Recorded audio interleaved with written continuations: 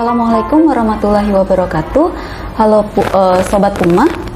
Dalam rangka Pekan Imunisasi Dunia, Puskesmas Manis Jaya akan mengadakan podcast imunisasi ya dok ya.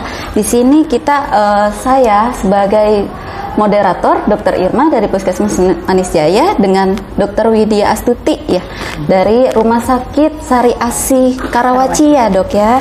Oke.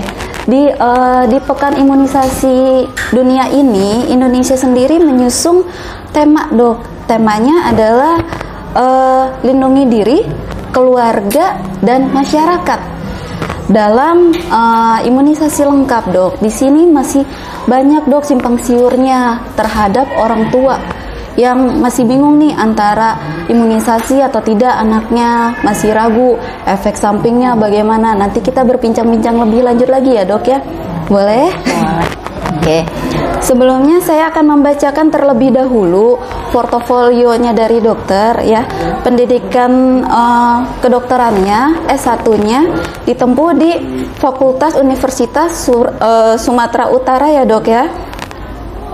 Kemudian dilanjutkan dengan S2-nya atau spesialisnya di Fakultas Universitas Sumatera Utara juga. Keahliannya adalah spesialis anak. Pengalaman kerjanya adalah staf pengajar ya dok ya, bagian anak di FKUSU. Kemudian dokter anak di RSIA Azakiyah Medan ya dok. Kemudian di Rumah Sakit Sari Asih Karawaci. Hobinya adalah mendengarkan musik ya dok ya. Gimana dok keadaannya hari ini, sehat? Alhamdulillah. Alhamdulillah. Oke, kita mulai dari beberapa pertanyaannya dok ya nih. Bagaimana sih dok peran kita sebagai dokter untuk meyakinkan masyarakat seberapa penting sih dari imunisasi ini dok? Jadi kita sebagai tenaga kesehatan ya memegang peranan penting dalam edukasi terhadap masyarakat, terutama mengenai imunisasi. Jadi sebenarnya imunisasi ini bukan hal yang baru ya. Imunisasi ini sudah sejak lama, sudah ada, sudah berpuluh-puluh tahun dan sudah banyak memberikan bukti dapat mengeradikasi penyakit-penyakit infeksi menular ya, misalnya seperti zaman dahulu dari zaman polio, chickenpox ya. Jadi imunisasi ini adalah suatu usaha untuk mencegah, untuk memberikan kekebalan terhadap penyakit-penyakit infeksi. Jadinya nanti mencegah penyakit, mencegah kematian, dan mencegah kecacatan yang nantinya jangka panjangnya akan menghasilkan generasi-generasi yang sehat dan kuat ya. Jadi bukan hal yang baru, imunisasi sudah terbukti dapat melindungi anak-anak bahkan orang dewasa terhadap penyakit-penyakit infeksi yang menular. Oke. Jadi tidak masalah ya dok ya sebenarnya. Jadi biar tidak ragu lagi nih orang tua untuk mengimunisasi anaknya ya dok ya. Iya. Kemudian ya dok. Sebagai tambahan sebenarnya ya, anak-anak itu memiliki hak ya, dan hak-hak anak itu diatur di dalam Undang-Undang Perlindungan Anak, di dalam Undang-Undang Kesehatan. Jadi anak-anak itu memiliki hak untuk memperoleh kesehatan. Anak-anak itu dilindungi dan itu adalah tugas orang tua dan pemerintah untuk melindungi anak-anak tersebut untuk mendapatkan kesehatan. Salah satunya adalah untuk mendapatkan imunisasi. Oke. Dok, ini dari yang imunisasi ini kan ada beberapa penyakit yang dapat dicegah dari imunisasi. Boleh disebutkan dok penyakit apa saja yang bisa dicegah dengan imunisasi ini? Oke, baik ya. Jadi imunisasi ini tujuannya adalah untuk membuat imunitas kekebalan terhadap infeksi penyakit, bisa infeksi bakteri atau virus yang menular ya, atau sering istilahnya PD3I, penyakit yang dapat dicegah dengan imunisasi ya. Jadi bayi atau anak-anak itu sangat rentan terhadap imunisasi, terhadap penyakit infeksi, baik infeksi pernafasan, diare, infeksi otak. Nah, itu adalah penyakit yang paling sering dan lumayan berat terjadi pada anak-anak. Jadi dengan pemberian imunisasi dapat mencegah misalnya untuk penyakit saluran pernafasan atau radang paru yang disebabkan kuman TBC itu bisa dicegah dengan pemberian imunisasi BCG. Selain itu seperti pneumonia itu penyebabnya banyak, bisa bakteri, bisa virus. Itu dapat dicegah dengan pemberian imunisasi PCV atau pneumokokus, atau pneumonia karena komplikasi campak. Nah, kita dapat melindungi anak kita dengan pemberian imunisasi campak. Ya. Kemudian untuk diare, anak-anak tuh sering ya diare. Salah satu penyebabnya adalah virus. Dan diare itu sebenarnya bisa dicegah apabila penyebabnya adalah infeksi virus rotavirus. Nah, itu ada ya vaksinasinya, rotavirus dapat dicegah. Lalu penyakit berat yang lain seperti infeksi otak. Infeksi otak itu penyebabnya bisa kuman TBC juga bisa menyebabkan infeksi otak. Jadi kita bisa berikan imunisasi BCG. Kuman pneumokokus, meningokokus ya, bakteri itu bisa dicegah dengan pemberian imunisasi PCV. Komplikasi dari campak juga bisa menyebabkan infeksi otak ya, jadi dapat dicegah dengan pemberian imunisasi campak. Nah, jadi sebelum anak itu sakit kita berikan perlindungan dahulu ya, apalagi itu merupakan infeksi yang sering dan menular, dan kalau sakit itu lumayan sakitnya berat dan dapat menimbulkan kematian. Oke, jadi fungsinya imunisasi adalah untuk mencegah terjadinya komplikasi ya, Dok ya. Komplikasi untuk juga komplikasi jangka panjang yang lebih parah. Jadi ibaratnya kayak imunisasi ini untuk memperingan aja kalau misalnya terjadi serangan penyakitnya, Dok ya. Mencegah sakit, dan kalau misalnya sakit tidak berat ya dibandingkan dengan anak yang tidak diimunisasi. Kalau misalnya di Indonesia sendiri nih, Dok, kan kita ada program imunisasi ya, Dok ya, program yang imunisasi dasar dan booster. Nah, bagaimana nih kita menjelaskan untuk ke masyarakat untuk vaksin imunisasi ini apa aja sih, Dok, antara yang booster atau yang dasarnya? Oke. Jadi imunisasi ini diberikan mulai dari usia 0 hari. Jadi ada beberapa pembagian, ada yang imunisasi dasar, ada imunisasi lanjutan atau pengulangan atau booster. Jadi dikatakan seorang anak itu mendapatkan imunisasi lengkap jika anak tersebut mendapatkan imunisasi sesuai dengan jadwal, sesuai dengan dosis, sesuai dengan umur anak tersebut. Ya, imunisasi lanjutan itu adalah atau booster ya. Booster itu adalah imunisasi lanjutan atau pengulangan dari imunisasi dasar. Imunisasi dasar itu biasanya diberikan dari 0 sampai 11 bulan. Ya, tujuannya adalah agar perlindungan atau imunitas yang didapatkan seorang anak itu tetap bertahan, kadarnya stabil, sehingga memperoleh imun atau perlindungan yang maksimal terhadap suatu penyakit. Jadi contohnya misalnya nih, seorang ibu, kita tanya nih, ibu bagaimana imunisasi anaknya? Oh, lengkap, Dok, sampai 9 bulan campak. Sementara anak tersebut usianya 5 bulan.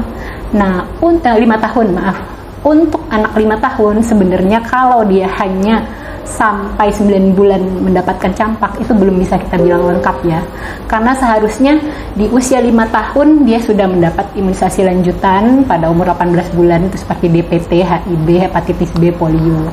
Ada pengulangan lagi atau booster lagi untuk MR dan pneumokokus. Nah, jadi dikatakan lengkap jika sesuai dengan jadwal, sesuai dengan umur. Itu di situ sudah lengkap dengan imunisasi dasar, lanjutan, pengulangan atau booster. Jika anak nih, Dok, kan kalau misalnya tidak sesuai dengan seperti yang dokter tadi bilang, tidak sesuai pas dia lagi mau imunisasinya tapi dia sakit, itu bagaimana sih orang tua untuk tindak lanjutinya, Dok? Apakah kita yang sebagai orang tim medis menjelaskannya bagaimana gitu, Dok? Jika imunisasi tidak lengkap atau ada yang tertinggal atau ada yang belum diberikan karena alasan tertentu, jadi itu sebenarnya bisa dikejar, bisa disusul. Nah, istilahnya ada imunisasi kejar ya. Jadi imunisasi kejar itu adalah pemberian imunisasi atau vaksinasi terhadap anak yang belum mendapatkan dosis vaksinasi sesuai dengan jadwal dan umurnya. Jadi bisa dikejar ya, tidak perlu khawatir. Nanti disesuaikan apa yang belum dapat ya. Kemudian dalam imunisasi kejar ini nanti biasanya kalau terlalu banyak yang tertinggal mungkin akan diberikan beberapa imunisasi sekaligus pada saat kunjungan, atau kita kenal dengan istilah imunisasi ganda gitu. Jadi jangan khawatir, justru harus dikejar ya, harus dilengkapi apa yang tertinggal, apa yang belum dapat diberikan. Berarti mulai dari awal lagi dok, atau kita ngikuti aja yang belumnya imunisasinya? Oke. Jadi kita review dulu ya, umurnya berapa, vaksinasi atau imunisasi apa saja yang sudah dia dapatkan dan apa yang belum. Jadi yang sudah diberikan itu tidak diulangi, tetapi ditambahkan atau dilanjutkan apa saja yang belum. Jadi yang sudah pernah diberikan itu tidak diulang, tapi yang belum didapatkan atau lanjutannya itu yang diberikan, disesuaikan nanti. Disesuaikan ya dok ya. Oke, jadi tidak masalah ya dok ya untuk memberian vaksinasi yang beberapa kali atau ganda bahkan ya dok ya. Kalau misalnya nih dok, kayak misalnya kalau misalnya efek dari kejadian ikutannya dok pasca imunisasi, nah itu bagaimana cara menyikapinya orang tua untuk terjadi hal itu? Kan banyak ya dok ya untuk yang vaksin, contohnya DPT, anak jadi demam, atau yang misalnya bekas suntikannya. Nah kadang orang tua datang panik dok gitu. Oke. Jadi memang itu salah satu kendala atau alasan orang tua ya untuk takut anaknya diimunisasi. Jadi KIPI atau kejadian ikutan pasca imunisasi adalah kondisi medis yang tidak diinginkan setelah pemberian vaksinasi atau imunisasi. Jadi ada beberapa KIPI yang biasa terjadi di lapangan, bisa karena kesalahan teknik atau reaksi dari vaksin, reaksi dari suntikan ya. Reaksi dari suntikan biasanya sakit yang berlebihan, jadi anaknya histeris, nangis ya, mungkin orang tua jadi panik nih, anak saya nangis kejer gitu. Atau reaksi dari vaksin bisa bengkak di lokasi suntikan, atau reaksi vaksin yang berat seperti shock, bisa juga demam, paling sering demam ya, atau kondisi lain seperti trombositopeni. Nah, jadi sebenarnya kalau reaksi ringan yang paling sering seperti bengkak di lokasi suntikan itu sebenarnya bisa ya diatasi dengan dikompres. Nah, kalau misalnya demam juga paling sering terjadi. Nah, itu bisa diatasi dengan pemberian obat demam atau obat penurun panas. Nah, dibandingkan dengan kekhawatiran anak demam, kekhawatiran bengkak, dibandingkan dengan jika tidak divaksin, anak menjadi sakit, anak bisa meninggal, anak bisa menjadi cacat, itu jauh lebih besar ya resikonya. Nah, jadi jangan takut ya untuk diberikan imunisasi kepada anak. Kalau sakit, kalau demam masih bisa kita berikan obat ya, dibandingkan kalau anak tidak diimunisasi menjadi sakit, bahkan menyebabkan kecacatan dan meninggal gitu. Jadi tidak masalah ya dok ya. Yang penting terjadi pelaporan mungkin dok terhadap tim nakesnya yang menyuntikan atau puskesmas gitu. Jadi biar kita tahu nih anak mana yang terjadinya kejadian imunisasi itu ya. Ada beberapa anak ya memang yang memiliki resiko, misalnya setelah demam dia jadi kejang. Nah, biasanya itu tenaga medis sebelum melakukan tindakan sudah melakukan anamnese ya, dan itu penting. Tanyakan riwayat terlebih dahulu ya dok ya. Benar. Oke. Dalam kondisi anak yang tertentu nih dok, kontraindikasinya yang tidak boleh divaksin atau diimunisasi itu anak seperti apa aja ya dok ya? Oke. Jadi kalau hanya sakit ringan ya seperti batuk pilek tapi tidak demam, suhu tidak tinggi, itu sebenarnya boleh ya, boleh dilakukan imunisasi atau vaksinasi. Nah, kemudian jika sebelumnya ada riwayat, misalnya jika demam dia kejang, itu bisa sebelumnya nanti diberikan obat penurun panas ya.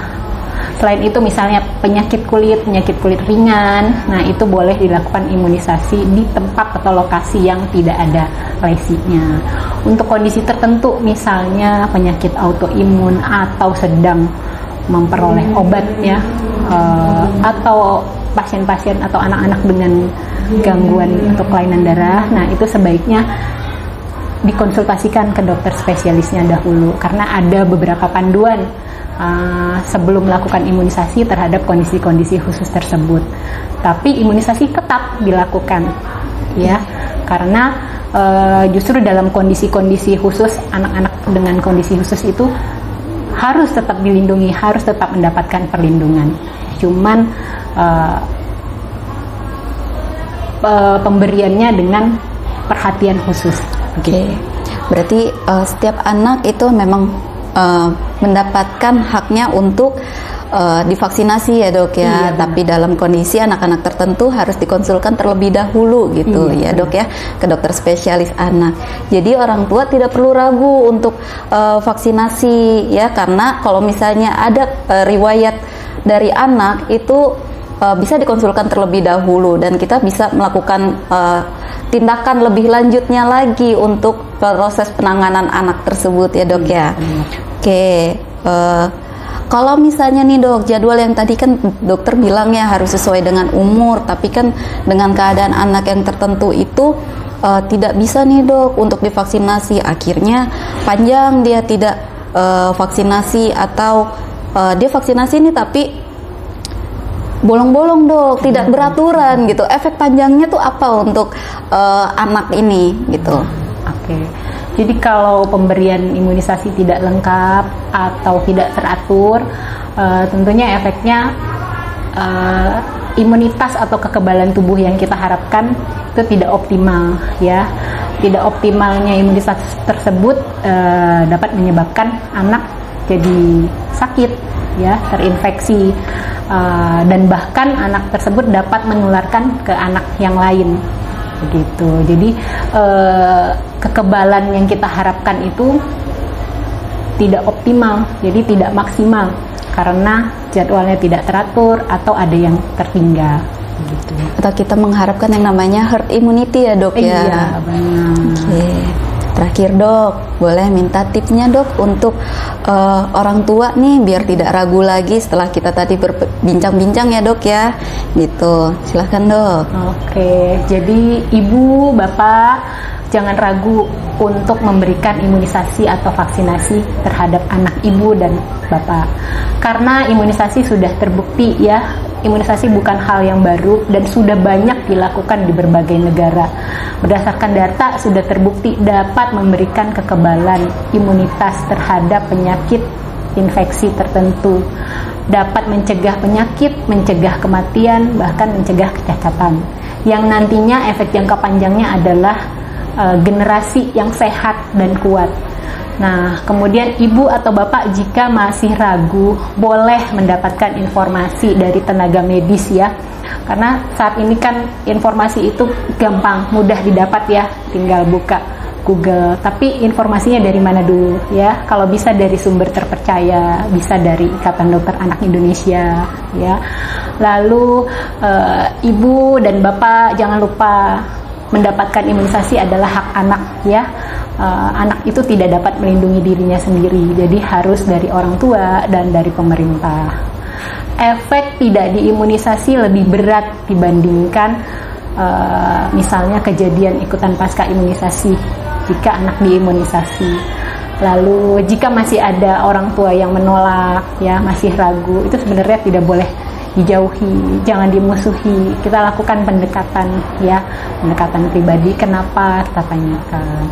Nah, boleh kita lakukan pendekatan pribadi seperti, wah anak ibu, anak bapak sudah cantik-cantik, ganteng-ganteng, ini harus dilindungi biar kedepannya jadi generasi yang sukses, generasi yang kuat begitu. Oke. Ya, sudah selesai dokter. Dari kesimpulannya berarti anak memang harus dilindungi ya dok ya, salah satunya dengan pemberian imunisasi ini. Nah, jadi orang tua ayo kita imunisasi anaknya gitu ya. Kalau misalnya yang dari yang sekarang ininya adalah ayo lindungi diri, keluarga, dan masyarakat dengan imunisasi lengkap. Puskesmas Manis Jaya menjadwalkan imunisasi setiap tanggal hari Kamis. Pendaftarannya jam 8 sampai jam 12. Kemudian kalau misalnya dalam pekan imunisasi sedunia ini, Dok, kita ada juga buka sampai dari tanggal 4 sampai tanggal 10 gitu, dari jam 8 sampai jam 12 juga, kecuali hari Minggu ya. Oke, sekian podcast dari kami. Terima kasih Dokter Widya atas waktunya. Sampai berjumpa di lain waktu ya, Dok ya. Salam Puma.